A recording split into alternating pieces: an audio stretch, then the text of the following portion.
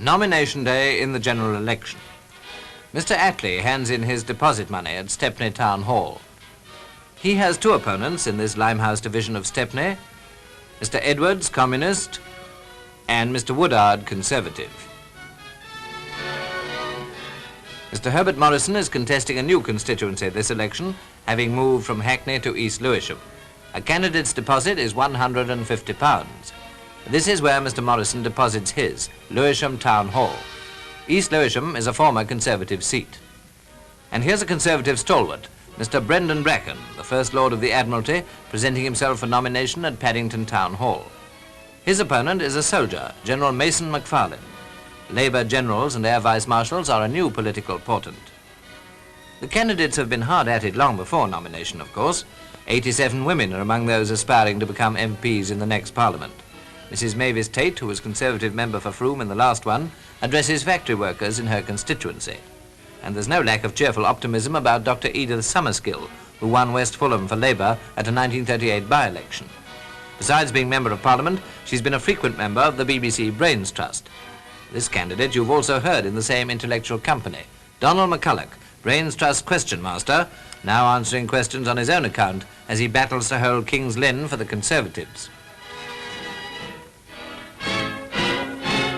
And how about Liberals? Sir William Beveridge at Berwick-on-Tweed is standing for the ever-valiant soul of liberalism and the Beveridge Report.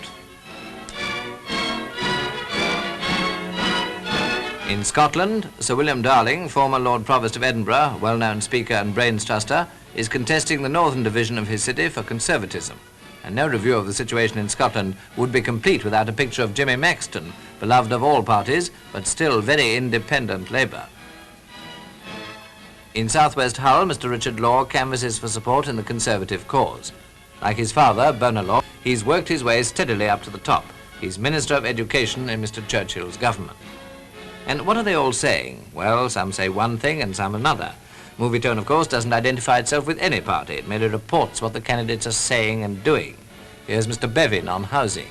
We've drafted into London something like 140,000 people to grapple with this problem.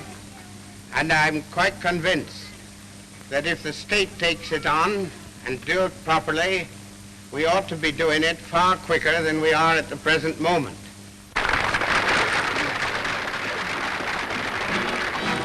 And what of Mr. Churchill? Well, in his own constituency at Woodford, he is not unopposed. A Northamptonshire farmer, Mr. Hancock, representing, as he says, the independent plain man, has popped up at the last moment and is preparing a whirlwind campaign to unseat the Prime Minister. This danger to his home front didn't deter Mr. Churchill from carrying out his prearranged plan for a countrywide election tour. This was the scene at Coventry.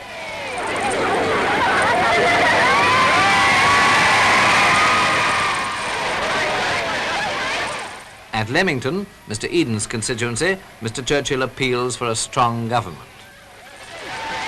But I say, this is no time to mince measures and fool around with weak governments. Therefore, I say, if you do not give a strong vote to the National and Conservative government, which I have the honour to lead, if you do not do that, I think our affairs will fall into great confusion. And the Prime Minister goes on through cheering crowds of his supporters to Birmingham, accompanied by Mr. Geoffrey Lloyd, Minister of Information and candidate for the Ladywood division. Of course, as an old campaigner, Mr. Churchill recognises that he has a stiff fight on his hands. He's put all his energy into this spectacular progress, which continued through the north and into Scotland. The old war horse, as Generalissimo Stalin called him, is certainly out on the war path in this which means so much to him.